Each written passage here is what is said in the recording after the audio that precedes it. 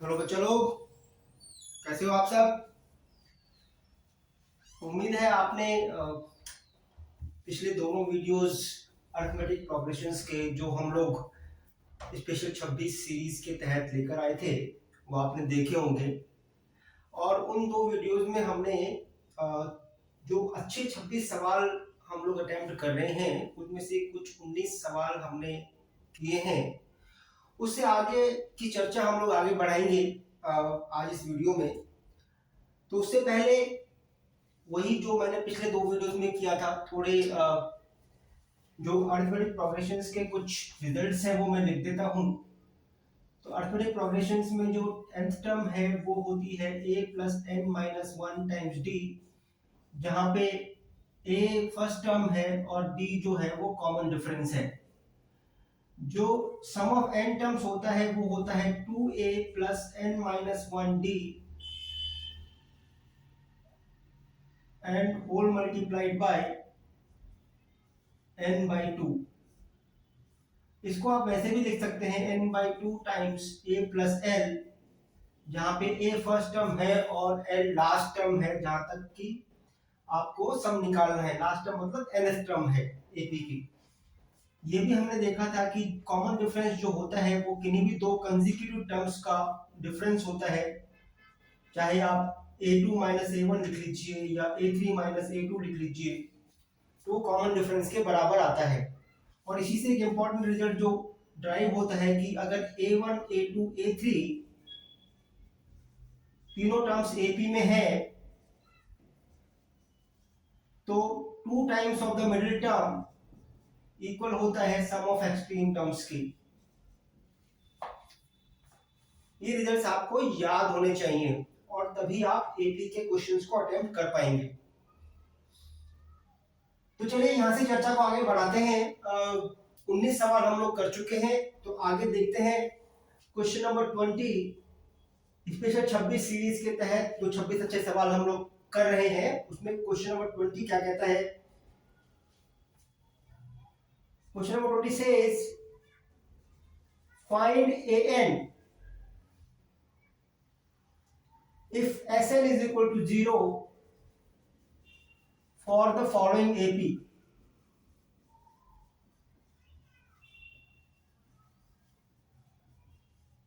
एक AP आपको दी गई है 18, 16, 14 एंड सो ऑन, और आपसे पूछा गया है कि इस AP में अगर Sn 0 है, मतलब सम ऑफ n टर्म्स, किन्हीं n टर्म्स का, पहले n टर्म्स का सम अगर 0 है तो nth टर्म क्या है। an आपसे पूछा है अगर Sn 0 है तो वही हर एक एपी को हल करने के लिए, जैसा कि मैं आपको पहले ही बता चुका हूं, हर एक एपी को हल करने के लिए आप तीन चीजों पे गौर करते हैं। एक उसकी फर्स्ट टर्म, एक उसका कॉमन डिफरेंस, और तीसरा उसकी नंबर ऑफ टर्म्स। तो ए, डी और एन तीन ऐसी चीजें हैं जिनके बारे में आप किसी भी एपी में ध्यान रखते हैं और उसी के बेसिस पे क्वेश्चंस को सॉल्व करते हैं।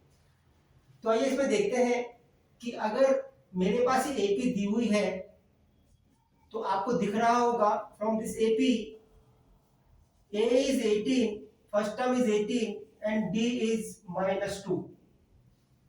a2 माइनस a1 करेंगे या a3 माइनस a2 करेंगे तो आपको नजर आएगा कि जो d है वो -2 है और फर्स्ट टर्म AP की 18। दो चीजें आपको मिल गई।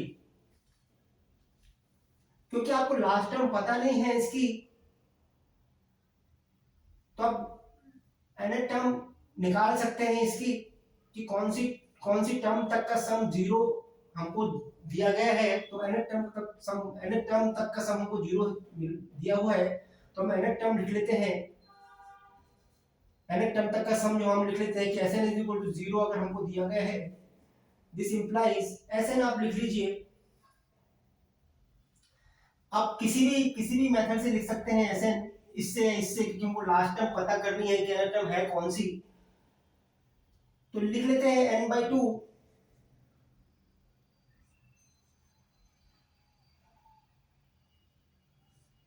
अब इसको आप रखेंगे तो इसमें देखिए दो अननोन है, आपको लास्ट टर्म भी पता नहीं है और n भी पता नहीं है। इसलिए बेहतर होगा कि हम लोग पहले वाला हम रिलेशन यूज करें जहां पे हमको ए और डी मालूम है और n हमको निकालना है। तो n by to, 2a plus n minus 1d। आप सोचने का तरीका अगर समझ जाएंगे तो आप किसी भी एपी के सवाल को हल कर पाएंगे। तो n by to, 2a plus n minus 1d आपको दे रखा है कि 0 के बराबर है, तो रख दीजिए। n हमको निकालना है 2 times a which is 36 plus n minus 1 times d, d is minus 2 is equal to 0। यहां से n निकाल लीजिए and this implies n by 2 times 36 minus 2n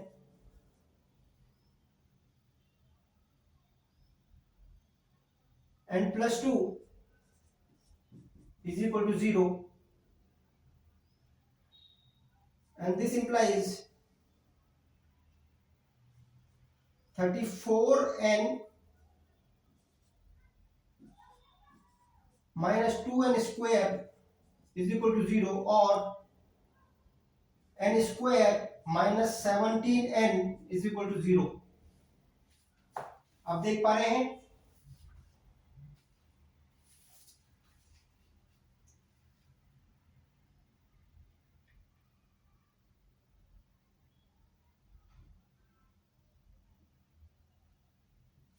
कुछ गड़बड़ किया क्या?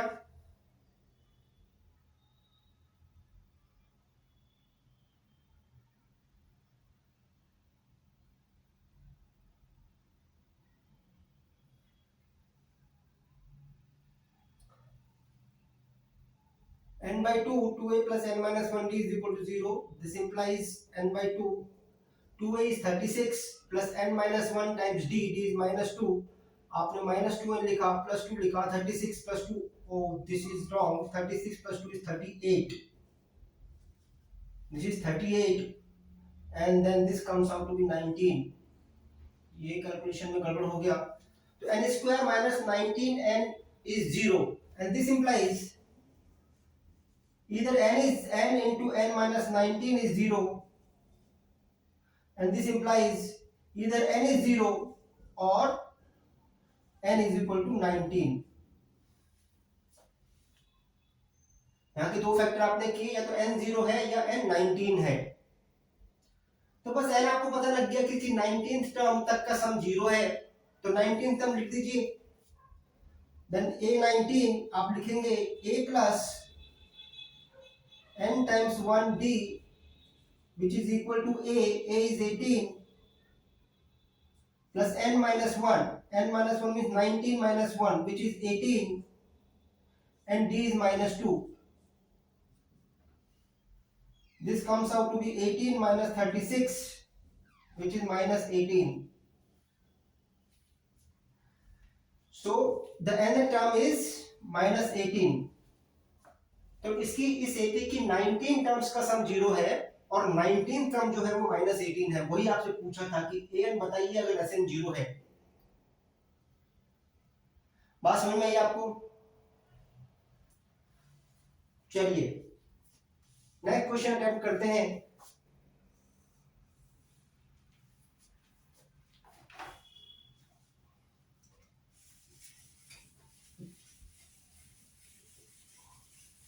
आप मेरे साथ साथ सॉल्व करते रहिए, वीडियो को पॉज कर दीजिए, क्वेश्चन को ध्यान से पढ़िए और सॉल्व करने की कोशिश कीजिए और देखिए कि आप किसी सवाल को कैसे अटेम्प्ट करते हैं। तभी आप अच्छी प्रैक्टिस कर पाएंगे और बोर्ड के सवालों को हल कर पाएंगे, क्योंकि एक ऐसा टॉपिक है जो बोर्ड में ही नहीं बल्कि आगे आपके जेईई एग्जाम्स के लिए भी उतना ही इंपॉर्टेंट है। तो आपको कंसेप्ट इसके बहुत अच्छे बनाने हैं, तो कोशिश कीजिए आप मेरे साथ साथ सॉल्व करें। चलिए आगे बढ़ते हैं। Question number 21। Question number 21 says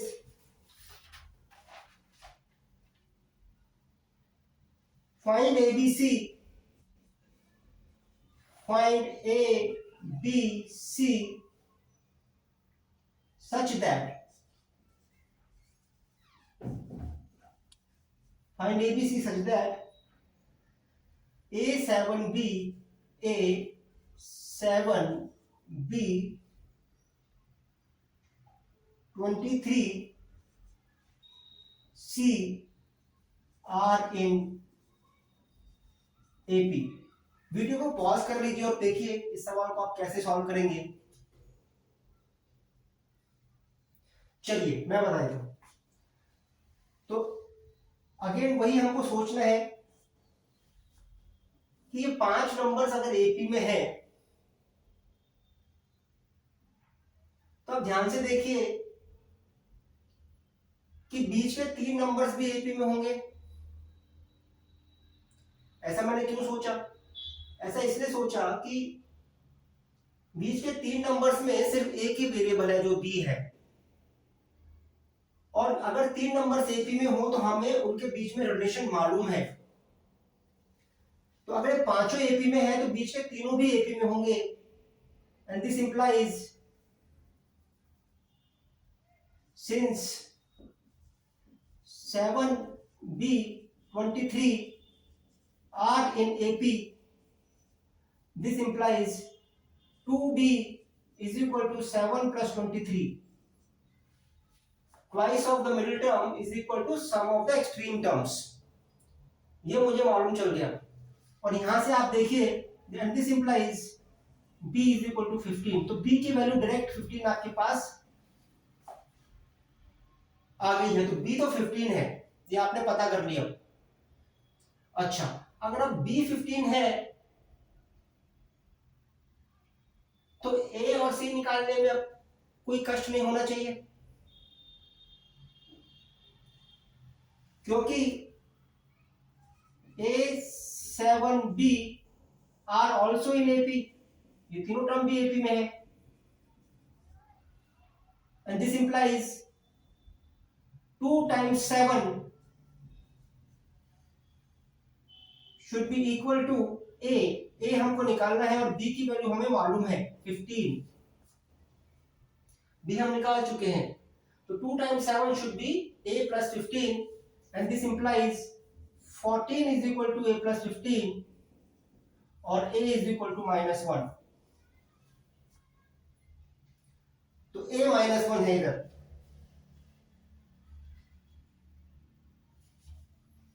आपको बात क्लियर हुई? आप इसको दूसरी तरीके से भी सोच सकते थे कि B मेरे पास 15 है अगर, तो कॉमन डिफरेंस कितना है? 15 minus 7 which is 8। तो इन दोनों के बीच में भी कॉमन डिफरेंस 8 होगा, तो 7 minus 8 which is again -1, तो A comes out to be -1। और इन दोनों के बीच में भी 23 और C के बीच में भी कॉमन डिफरेंस 8 होगा, तो 23 से 8 आगे C को जाना है, तो 23 plus 8 is 31, then C comes out to be 31। इस तरह से भी आप इसको सोच सकते हैं, और इस तरह से भी आप कर सकते हैं। Now B23C are in AP, this implies 2 times 23 is equal to B plus C। B की वैल्यू आपको मालूम है 15, C की वैल्यू आपको निकालनी है, and this implies 46 is equal to 15 plus C, and this implies C is equal to 31। तो वैसे ही मैंने सोचा कि कॉमन डिफरेंस 8 है, तो 23 में आप 8 ऐड करेंगे तो आपको C मिलेगा। 23 में आप 8 ऐड कीजिए 31 which is the same value which is given here। तो आपकी A B C की वैल्यूज आ गई हैं। A is equal to -1, B is 15 and C is 31। समझ पाए आप कैसे करेंगे इसको? या आप तीन इक्वेशंस लिख लीजिए। 20C minus 23 is equal to 23 minus B is equal to B minus 7 is equal to 7 minus A। Compare कर लीजिए, ये सब कॉमन डिफरेंस है, ये सब बराबर होने चाहिए। इससे आप ABC में तीन इक्वेशंस बना के भी सॉल्व कर सकते हैं। तो मल्टीपल वेज है इस क्वेश्चन को करने के, इजीएस्ट मैंने आपको बताया है कैसे सोचना है। तो इस तरह से आप इन क्वेश्चंस को अटैक कर सकते हैं। Let's move on, let's go to question number 22। And what does question number 22 says?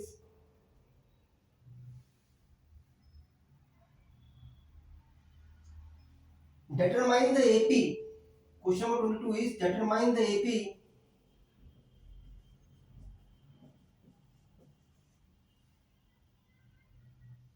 whose first term is whose fifth term is not first term, whose fifth term is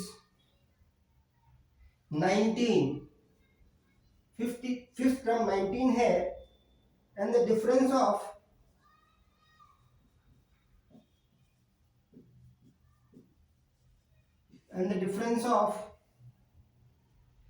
eighth term from 13th term, eighth term from 13th term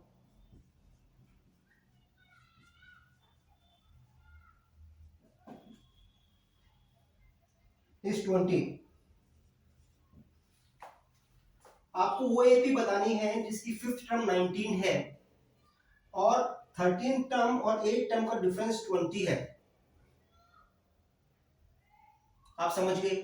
again वही हमारा पुराना तरीका कि हमको ए और D निकालने हैं, तो आप एपी बता देंगे, फर्स्ट टर्म बता दीजिए और कॉमन डिफरेंस बता दीजिए, तो एपी हम पूरी बता सकते हैं। तो चलिए कैसे लिखेंगे इसको, मैं थोड़ी देर के लिए इसको मिटा देता हूं।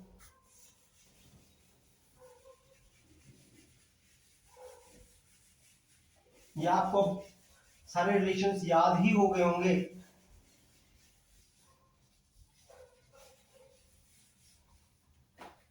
चलिए क्वेश्चन को देखते हैं और इसको अटेम्प्ट करने की कोशिश करते हैं। तो मेरे को दिया गया है solution 22, fifth term is 19, means A5 is 19, and this implies A, which is first term, plus 4 times D is 19. यहाँ पहली इक्वेशन बना पाएंगे ऐसे, फिफ्थ टर्म 19 है तो A plus 4D 19 है।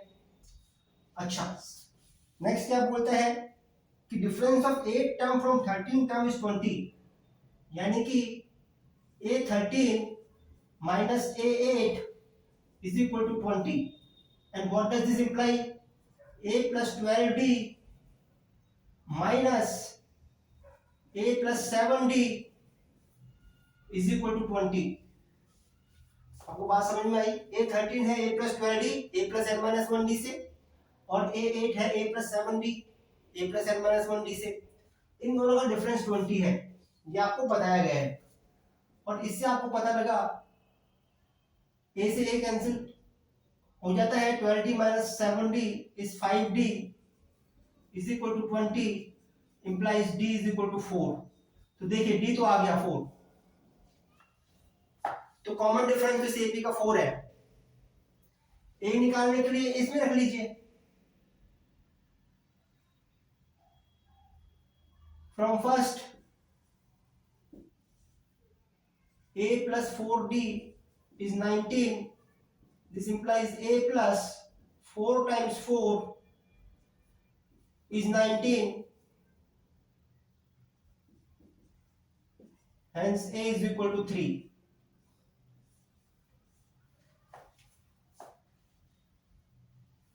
तो D4 आ गया, A3 आ गया, AP लिख सकते हैं।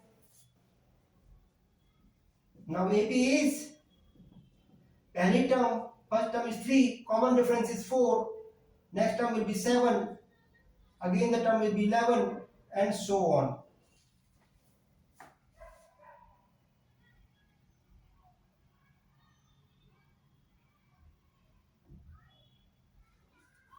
देख रहे हैं आप, नोट कर सकते हैं, इसकी फिफ्थ टर्म 19 होनी चाहिए, तो 11 plus 4 15 and 15 plus 4 is 19, fifth term will be 19 which is as given in the question।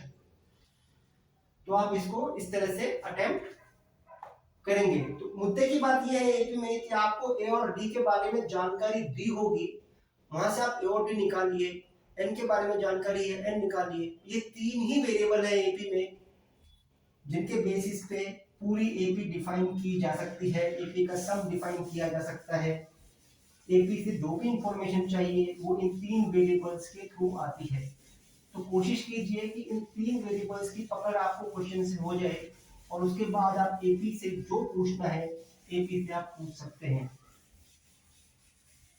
बात समझ में आ गई आपको?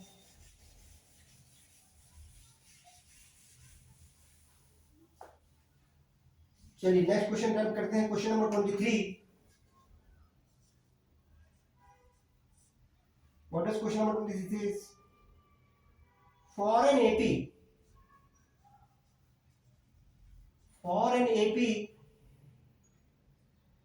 S5 plus S7, ये आप नॉमेनक्लेचर ध्यान रखिए, ऐसे लिखा हो तो क्या मतलब है उसका। S5 plus S7 is 167, okay, and S10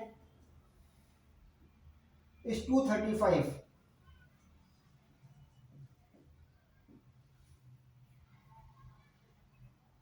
Find S20. समझे क्वेश्चन, छोटा सा लिखा हुआ है, तो बोलता है 5 टर्म्स का सम प्लस 7 टर्म्स का सम बराबर है 167 के, और 10 टर्म्स का सम बराबर है 235 के। तो बताइए उस एपी के 20 टर्म्स का सम कितना होगा। क्वेश्चन क्लियर है आपको? तो अगेन दो आपको रिलेशन दिए गए हैं, ए और डी आपको पता करने हैं ताकि आप S20 लिख सकें। तो ए और डी पता करने के लिए देखिए, कोशिश करते हैं लिखने के रिलेशंस को। तो S5 अगर आप बोलेंगे, S5 will be n/2 which is 5/2।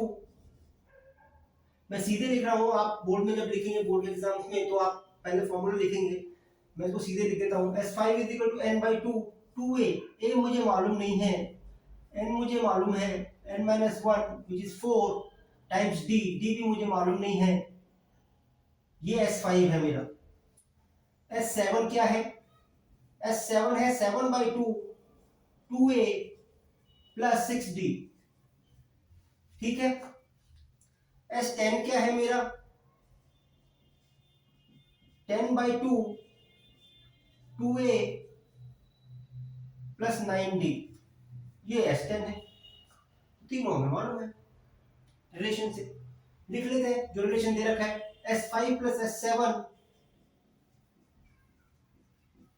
Is equal to 167 implies S5 रखिए, देखिए 2 से कैंसिल कर लीजिए इसको और 5 से मल्टीप्लाई कर दीजिए इक्वेशन को, तो ये आएगा a प्लस 2d और ये मल्टीप्लाई होगा, ये आएगा 5a प्लस 10d।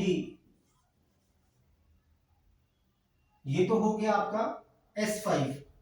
ऐसे ही S7 देखिए, 2 से डिवाइड कीजिए इसको पूरी इक्वेशन को, ये बनेगा a प्लस 3d, 7 से मल्टीप्लाई कीजिए, ये बनेगा 7a plus 21d, and this implies 5a plus 7a which is 12a plus 10d plus 21d which is 31d is equal to 167। तो ये आपकी पहली कंडीशन आ गई। सेकंड कंडीशन के लिए देखिए, S10 आपको दे रखा है 235 which implies 2 से डिवाइड कीजिए, नहीं होगा पूरा, तो ऐसे ही लिखिए 10/2 is 5, तो 5 टाइम्स मल्टीप्लाई कीजिए 10a plus 45d is equal to 235। 5 से डिवाइड कर दीजिए पूरी इक्वेशन को, तो ये बनेगा 2a plus 9d is equal to 45।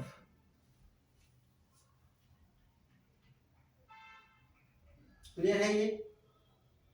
45, 47 आपको डिवाइड करना नहीं आता था, क्या बात है, 5 से डिवाइड कीजिए इट इज 47। तो ये आपकी दो इक्वेशन बन गई साइमल्टेनियस, आप इनको सॉल्व कर लीजिए। 12a plus 31d is 167, 2a plus 9d is 47, आप इनको साइमल्टेनियस सॉल्व कर लीजिए।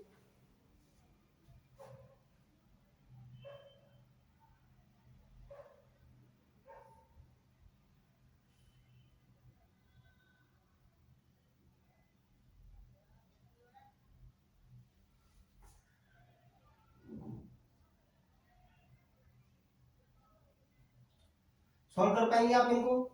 तो यहां से a आ जाता है सॉल्व करने पे A is 1 and D is 5। ये आपको सॉल्व करने पे सॉल्यूशन मिल जाएगा। A is 1 and D is 5।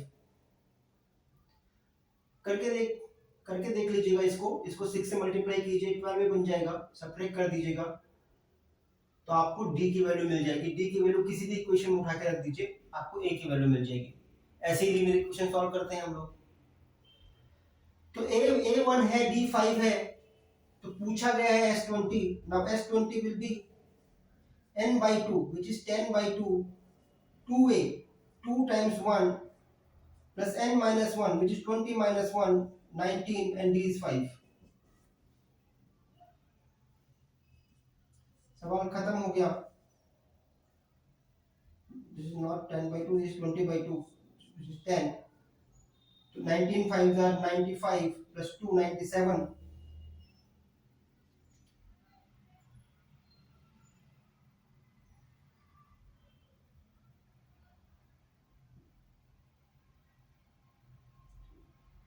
Twenty निकालना था आपको। 19 into 5 95 plus 2 97 into 10 970।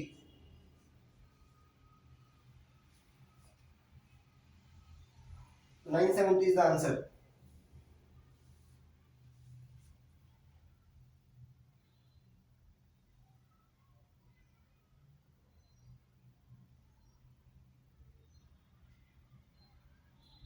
क्लियर हुआ आपको ये?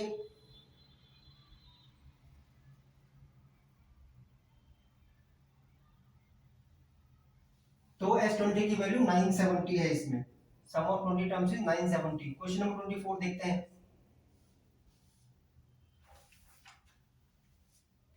Find sum of integers from 1 to 500 which are multiple of 2 or 5। Find sum of integers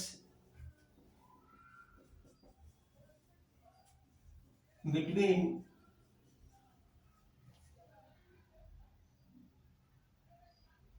1 and 500 which are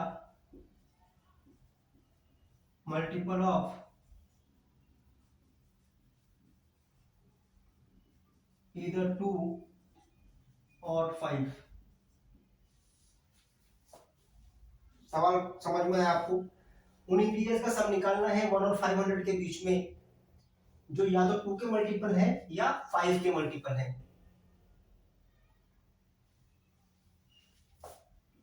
तो कैसे सॉल्व करेंगे? इसमें देखिए, इसमें आपको जो सोचना है वो ये है कि जो 2 के मल्टीपल्स होंगे इंटीजर्स, उसमें एक एपी बनेगी जिसकी फर्स्ट टर्म 2 होगी और कॉमन डिफरेंस भी 2 होगा। जो 5 के मल्टीपल्स होंगे इंटीजर्स, उनकी भी एक एपी बनेगी जिसकी फर्स्ट टर्म 5 होगी और कॉमन डिफरेंस भी 5 होगा। यहां तक ठीक है। लेकिन आप अगर देखें, जब आप सम करेंगे इन दोनों एपीज का, तो उसमें कुछ कॉमन टर्म्स भी आएंगी। कॉमन टर्म्स कौन सी होंगी? जो 2 और 5 के एलसीएम का मल्टीपल है। 2 और 5 का एलसीएम है 10। जो 10 के मल्टीपल्स हैं वो भी आएंगे और वो दोनों एपी में आएंगे। तो जब सम किया होगा आपने दोनों एपीज का, तो आपने उन कॉमन टर्म्स को 2 बार जोड़ दिया होगा, तो उनका जो सम है कॉमन टर्म्स का, वो आपको टोटल सम में से माइनस करना होगा। ये अप्रोच है इस क्वेश्चन को करने की। तो हम दोनों एपी लिख लेते हैं। एपी मल्टीपल ऑफ 2 बनेगी 2, 4, 6 एंड सो ऑन। और लास्ट टर्म क्या आएगी इस एपी की? 500 ले कि 498 ले?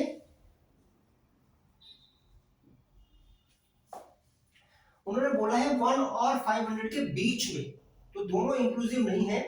तो 500 है जो छोटी टर्म है, जो 2 का मल्टीपल है, वो 498। ऐसे ही एपी आप लिखेंगे विच इज मल्टीपल ऑफ 5। इसमें 5 से शुरू करेंगे and so on up to कहां तक जाएंगे? अप टू 500 से छोटी वाली टर्म जो 5 का मल्टीपल है वो है 495। आप समझ गए।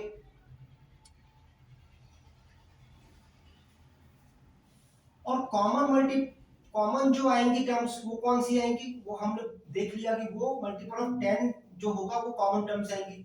वो होगी ऐसे, कहां तक जाएगी सर, ये जाएगी 490 तक, 500 से छोटा वाला।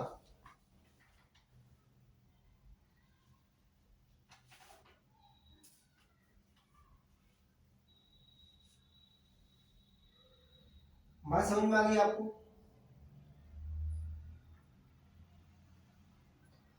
तो ये तीनों एपीज आपने लिख ली और अब आपको सम निकालना है उन टर्म्स का जो या तो 2 का मल्टीपल है या 5 का मल्टीपल है। तो रिक्वायर्ड सम जो है आपका, रिक्वायर्ड सम जो है आपका वो होगा AP which are multiple of 2 plus AP which is multiple of 5 minus AP which is multiple of 10। इस AP का सम प्लस इस AP का सम माइनस दिस AP का सम इज द रिक्वायर्ड सम। निकाल पाएंगे आप, निकाल पाएंगे।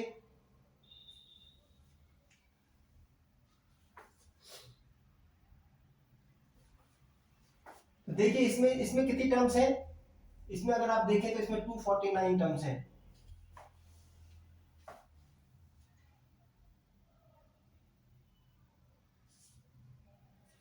अच्छा इसमें कितनी टर्म्स हैं, इसमें सर 99 टर्म्स हैं।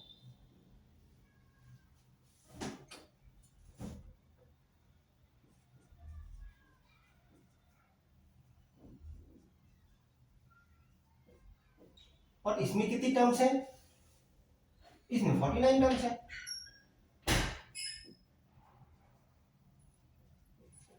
तो नंबर ऑफ टर्म्स आपको मालूम चल गई एपी की, 2 से लेके 498 तक 249 टर्म्स है।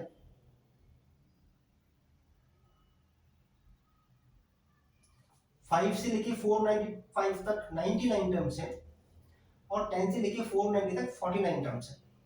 वो पता है, एन पता है आपको, ए पता है हर एक एपी का, लास्ट टर्म भी पता है आपको, n/2 a plus l आप लगा सकते हैं।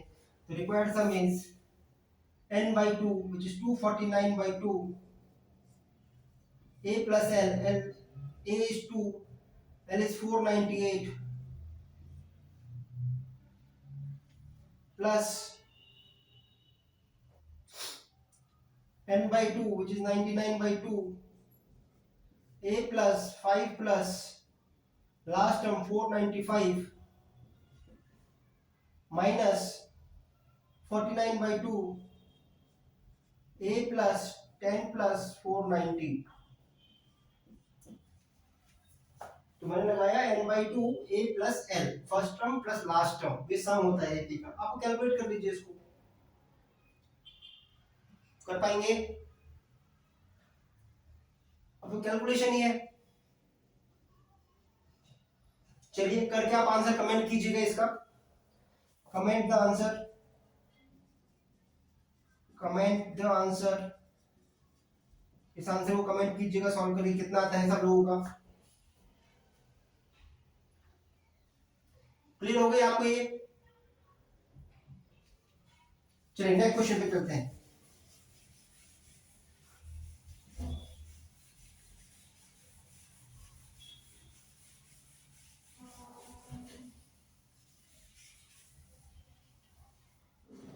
Question number 25। पेन ही मेरा थोड़ा सा हल्का हो गया है, कोई नहीं, रिफिल करना पड़ेगा। चलिए क्वेश्चन नंबर 25 देखते हैं। An AP consists of an AP consists of 37 terms. ये लीजिए नंबर ऑफ टर्म्स आपको बता दी 37 है, बहुत खुशी की बात है। फिर कहता है सम ऑफ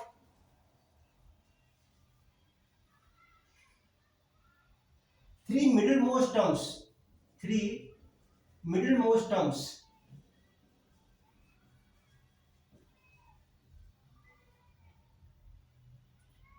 is 225.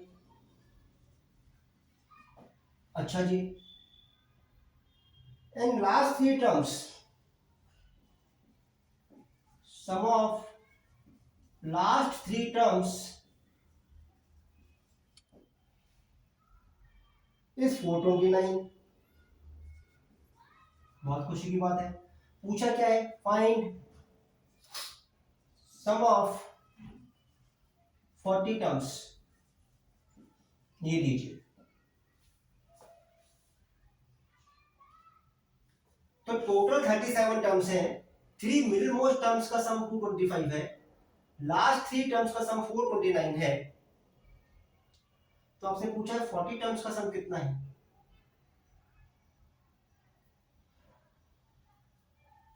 अब 40 टर्म्स का सम निकालने के लिए अगेन हमको मालूम है एपी को सॉल्व करने के लिए हमें तीन ही चीजों की जरूरत है, sum of number of terms, first term and the common difference. तो वही निकालने की कोशिश करेंगे इससे। अच्छा, अब एक बात देखते हैं कि 37 टर्म्स हैं एपी में, तो आप बता पाएंगे कि मिडिल मोस्ट टर्म कौन सी है। अगर 37 टर्म्स हैं ये, तो सबसे बीच में कौन सी टर्म होगी। सर 37 टर्म्स हैं तो मिडिल पॉइंट कैसे निकालेंगे सर। अगर ऑड नंबर होता है तो मिडिल मोस्ट टर्म होती है n/2 + 1, तो मिडिल टर्म होगी इसकी n/2 + 1, which means 37/2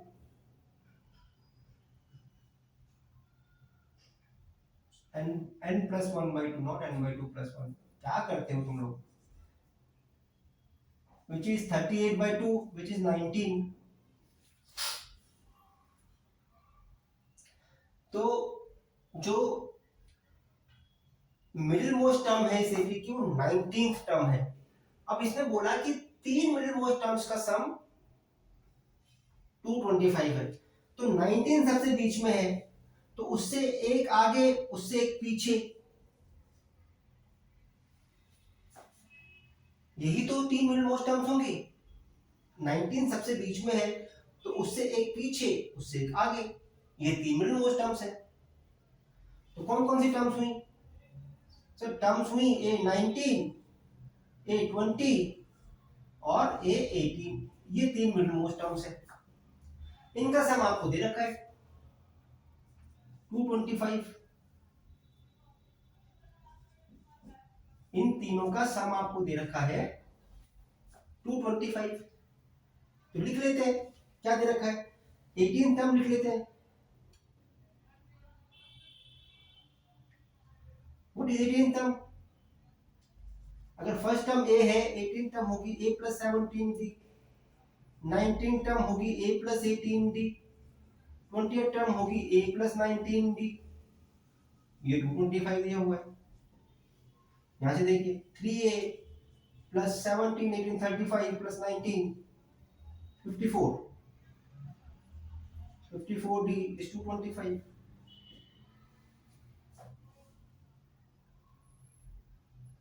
थ्री से कैंसिल कर लीजिए, तो a + 18d is equal to 75।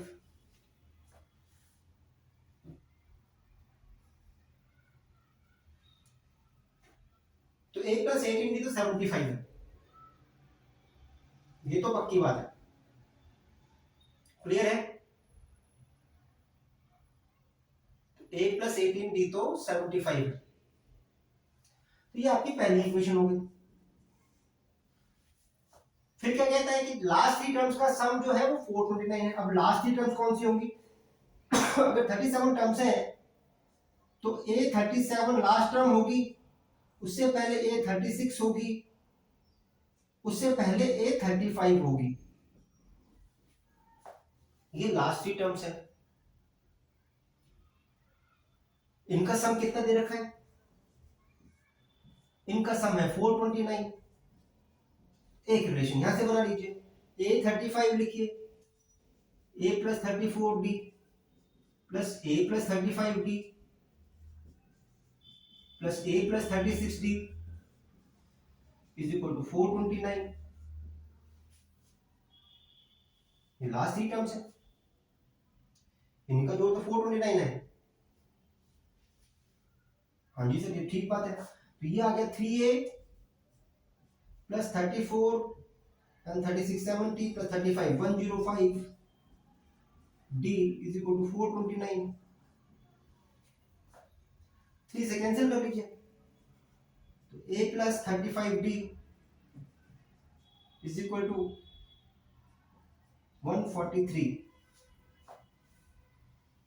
तो ये आपकी सेकंड इक्वेशन होगी। सॉल्व कर लीजिए, A plus 18D is 75, A plus 35D is 143। तो सब्ट्रैक्ट कर दीजिए सेकंड में से 1 को, सब्ट्रैक्ट 1 फ्रॉम 2, क्या आ गया? 35 में से 18 गया, 17D इज इक्वल टू 143 में से 75 सब्ट्रैक्ट कीजिए, 8 6, this implies D is equal to 4। D तो 4 आ गया, ये लीजिए कॉमन डिफरेंस आ गया AP का। A निकालना है, 4 रख दीजिए किसी में, फर्स्ट में रख लेते हैं, फ्रॉम फर्स्ट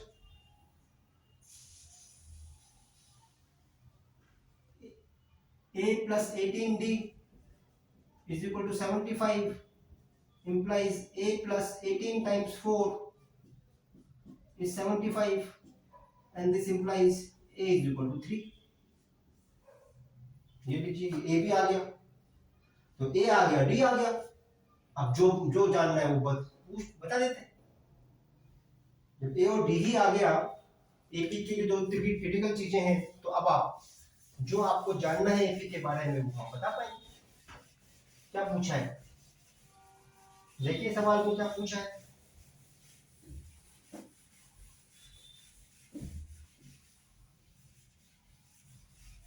सर सवाल में पूछा है कि 40 टर्म्स का सम बताना है, तो S40 बताना है आपको। रख लीजिए n/2 which is 40/2, 2A, A is 3 plus n-1 which is 40-1 into D is 4।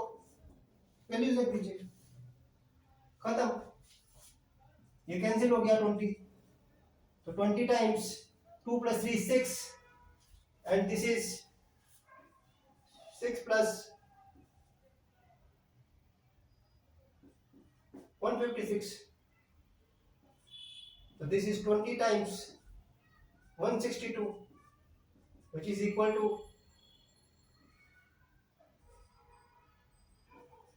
3240। So the sum of 40 terms is 3240। This is the right answer। कर पाएंगे, कर पाएंगे इसको?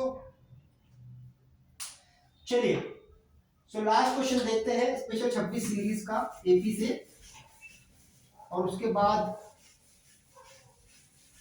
अगले वीडियोस में हम लोग अगला टॉपिक उठाएंगे। तो लास्ट क्वेश्चन देख लेते हैं।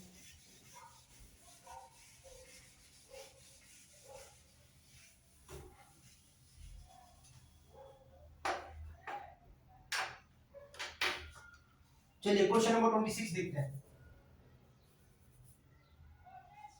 Question number 26, what does it से?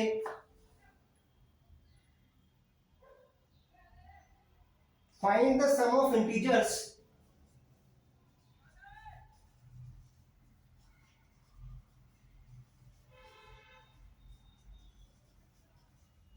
find the sum of integers between 100 and 200, between 100 and 200 which are not divisible by 9। which are not divisible by 9। तो आपको 100 और 200 के बीच में, 100 और 200 के बीच में जो इंटीजर्स हैं जो 9 से डिविजिबल नहीं है, उनका सम फाइंड आउट करना है। आपको बात समझ में आई? 100 और 200 के बीच में जो इंटीजर्स हैं जो 9 से डिविजिबल नहीं है, उनका सम आपको निकालना है। अब क्रूड तरीका इसका ये है कि आप लिख लीजिए जो 9 से डिविजिबल नहीं है इंटीजर्स, लेकिन वो ऐसे इंटीजर्स, ऐसे ही आपके पास सीरीज बनेगी जो एपी नहीं होगी, है ना, क्योंकि 9 से डिविजिबिलिटी वाले इंटीजर्स को आपको डिस्कार्ड करना पड़ेगा। तो इसको हम लोगों को रिवर्स वे में सोचना है कि अगर मैं उन इंटीजर्स का सम निकाल लूं जो 9 से डिविजिबल है, वो निकाल पाऊंगा। क्यों? क्योंकि जो 9 से डिविजिबल इंटीजर्स है उनके बीच में पैटर्न है, वो एक एपी में आते हैं। पहले 9 आएगा, फिर 18 आएगा, 27 आएगा, ऐसे ही आएंगे एपी में। उनके बीच में डिफरेंस 9 का होगा, तो वो मैं आराम से निकाल लूंगा। और दूसरा, मैं सम ऑफ ऑल इंटीजर्स भी निकाल सकता हूं, वो भी निकाल पाऊंगा। क्यों? क्योंकि इंटीजर्स की जो सीरीज है वो भी एपी में है, जिनका कॉमन डिफरेंस 1 है। अगर मैं पॉजिटिव इंटीजर्स की बात करूं 100 एंड 200 के बीच में, बात समझ में आई आपको? तो इसको क्रैक करने के लिए आपको 2 एपी बनानी पड़ेगी। तो पहली एपी जो है AP1, जो है आपकी सम ऑफ ऑल इंटीजर्स, है ना। ये कैसे लिखेंगे सर? ये शुरू होगी मेरी, बिटवीन पूछा है मेरे से 100 एंड 200, तो इन दोनों को एक्सक्लूड करना पड़ेगा। तो मेरी शुरू होगी 101 से और जाएगी 199 तक। हाँ, यही है इंटीजर्स, 100 और 200 के बीच में 101 से शुरू होते हैं और 199 तक जाते हैं। और इनके बीच में कॉमन डिफरेंस कितना है सर? डी तो 1 ही है इनके बीच में। 101 आएगा, 102 आएगा, तो सारे इंटीजर्स लिखने, तो बात क्लियर होगी। और दूसरी एपी क्या है सर? दूसरी एपी मैंने बोली थी कि वो एपी बताओ जो इंटीजर्स 9 से डिविजिबल है, डिविजिबल बाय 9। तो इसमें पहली टर्म क्या आएगी? 100 और 200 के बीच में पहला इंटीजर जो 9 से डिविजिबल है। तो इसको सोचने के लिए आप 100 में डिवाइड कर दीजिए 9 का, क्या आएगा 100 से जस्ट नीचे 99, विच इज डिविजिबल बाय 9, पर 99 तो हमको लेना नहीं है। तो 99 के बाद कौन सा इंटीजर डिविजिबल आएगा? 99 plus 9, which is 108. The first integer will be 108, second will be 117, 9 का डिफरेंस चलेगा 126, ऐसे चलेंगे ये सारे 9 से। लास्ट इंटीजर कौन सा होगा सर? लास्ट इंटीजर निकालने के लिए 200 में डिवाइड कर दिया 9 का, कर दिया 200 में डिवाइड, 198, 9 से डिविजिबल है 198, 22 टाइम्स होता है 9, 198। तो लास्ट इंटीजर विल बी 198। ये आपको सोचना पड़ेगा कि पहला इंटीजर कौन सा है जो 9 से डिविजिबल है, और लास्ट इंटीजर कौन सा है जो 200 या 200 से कम है। तो ये आ गया। इसमें डी कितना है? तो इसमें तो D9 है सर। डी पता लग गया, ए भी पता लग गया, लास्ट टर्म भी पता है, तो क्या नहीं पता सम निकालने के लिए सर? नंबर ऑफ टर्म्स नहीं पता अभी, नंबर ऑफ टर्म्स नहीं पता। तो कितनी टर्म्स है 101 और 199 के बीच में बताओ? 101 से लेके 199 के बीच में कितनी टर्म्स है सर? इसमें तो 99 टर्म्स है। ठीक करो। हाँ जी सर, 99 टर्म्स है सर इसमें। 101 और 199 के बीच में 99 टर्म्स है, और 108 और 198 के बीच में कितने टर्म्स है, कितनी टर्म्स है?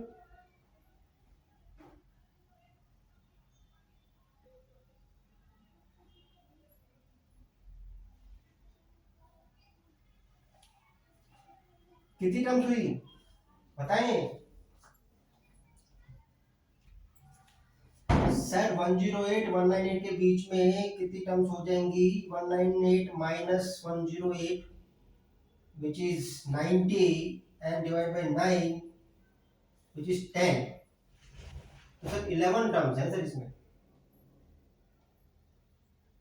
11 टर्म्स है सर, इसमें 11 टर्म्स है sir.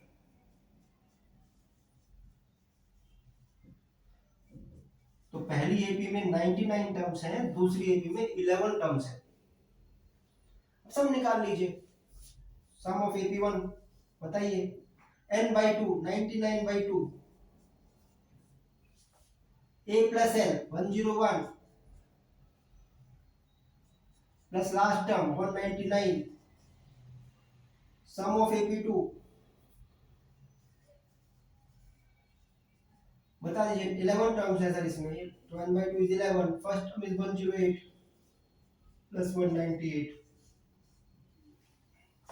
n by 2 a plus l, आपने इसे सम लिख दिया, सॉल्व कर लीजिए। ये हो गया 300 by 2 150 into 99 कितना आता है? 150 into 99 ये आ गया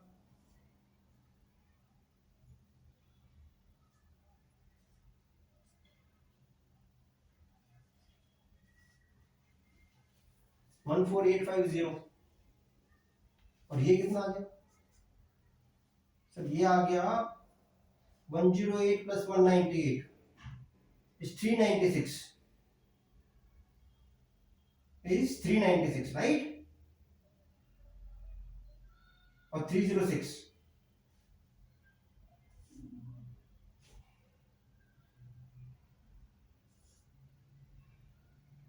306, तो 306 divided by 2 which is 153 into 11, 153 into 11 कर लीजिए। 33 11 5 55 and 3 58 5 11 1 11 5 16 3 16 83। तो AP2 का सम 1683 है, AP1 का सम 14850 है। आपसे पूछा था कि उसका सम बताइए इंटीजर्स का जो 9 से डिविजिबल नहीं है, तो ये तो हमने सम निकाला जो डिविजिबल है, तो नहीं है का सम कितना आ जाएगा? Sum of integers not divisible by 9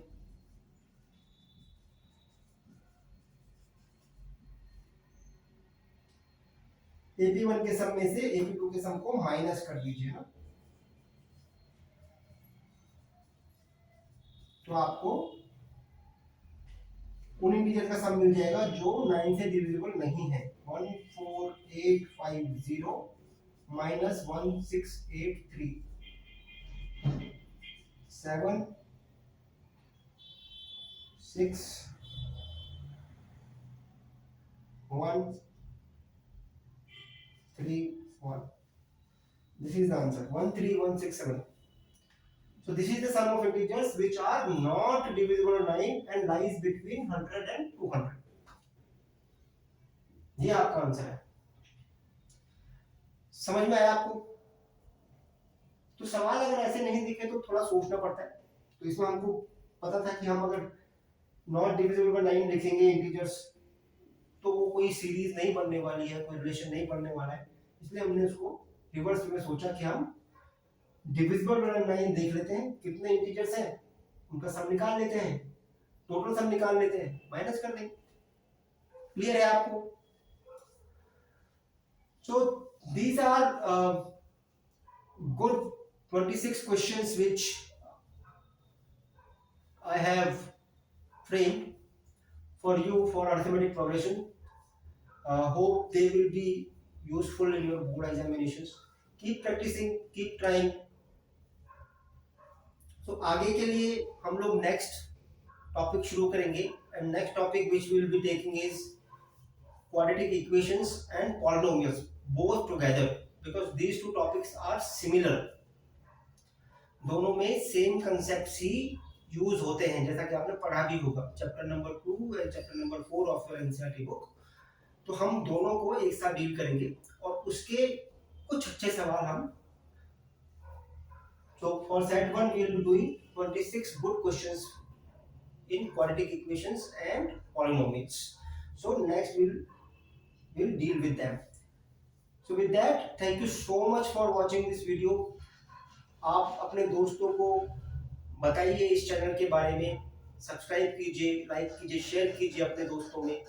कोई भी इस तैयारी से छूट ना जाए. हम आपके साथ मेहनत कर रहे हैं पूरी कि आपको बोर्ड पे प्रिपेयर करा पाए. बोर्ड में जो कॉम्पिटेंसी बेस्ड क्वेश्चंस आते हैं जहाँ पे आपको जरूरत है कॉम्पिटेंसी की, आप कैसे सोच पाते हैं क्वेश्चंस के लिए, वो हम आपके सामने ला पाए. तो देखते रहिए इस चैनल को. Keep watching, keep enjoying and keep learning. Thank you so much.